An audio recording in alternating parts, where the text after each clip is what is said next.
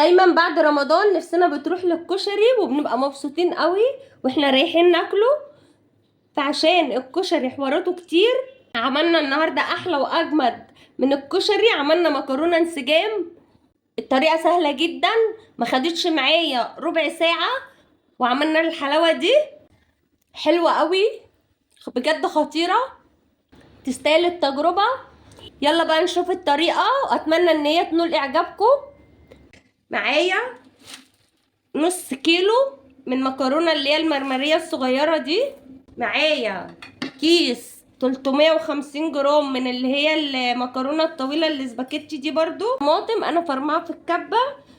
بصلتين كده متوسطين، عاملاهم جوانح كده. معلقتين صلصه، معلقه سكر صغيره، توابل، ملح، كمون، فلفل اسود، شطه. هنزل بقى بالبصل. في ميه انا غلياها وحاطه فيها معلقه ملح وحاطه فيها شويه زيت. احنا عايزين ناخد بصل متحمر حلو، مش ناخد بصل محروق، لان لما بينحرق منك بيمرر.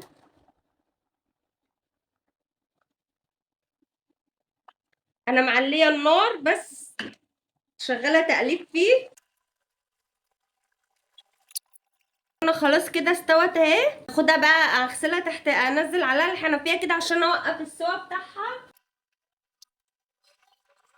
عايزه تاخدي احلى نتيجه للكشري يبقى زي بتاع المحلات، ولا تحطي عليه نشا ولا دقيق ولا الكلام الفاضي ده كله، حطيه في اي حته في وش تيار هوا، يعني قدام مروحه، في وش شباك، هينشف صدقيني هينشف، وهيبقى بصي زي الشيبسي كده، هيبقى ناشف خالص ومقرمش معاكي. وانا هحطه بقى كده، ما ينفعش برضو. بصي البصل كان معايا شويه صغيرين، انا حطاه على حاجه كبيره ازاي عشان ما ينفعش يبقى فوق بعضه متكتل فوق بعضه. احنا عايزين كل بصلايه كده تتعرض للهواء عشان تبقى ناشفه، ولا نشا ولا كلام فاضي من ده. انا هحطه بقى في مكان يكون فيه برضو تيار هواء. معايا بقى معلقه سكر، هنزل كده بيها في قلب الزيت عشان نكرمله. هو كان المفروض الزيت يكون سخن بس مش مشكله، انت خدي بالك الزيت لازم يكون سخن معاكي. لما الزيت سخن بصوا السكر بدأ يتكرمل ازاي اهو. مهم جدا الخطوه بتاع كرمله السكر دي. السكر اتكرمل اهو، هبتدي انزل بقى بمعلقتين صلصه كده،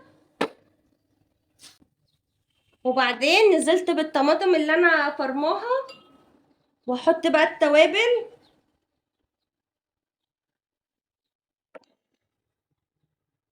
واسيبها بقى تغلي. برضو شويه هوت صوص من ده بيبقى حلو قوي. هو مش حراق على فكرة، هو بيدي طعم حلو. ده السر بتاع مكرونة انسجام. البصل المتحمص اما تفرميه في الكبة او تكسريه بايدك وتنزلي كده بيه في الصلصة بيتقلها وبيبقى حلو قوي.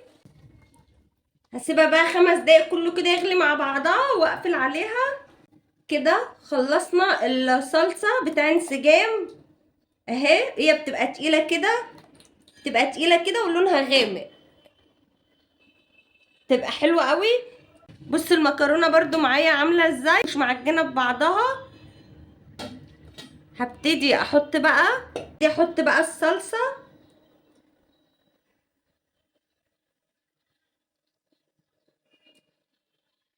ده كده بيبقى شكلها بالشكل ده، تبقى حلوه قوي.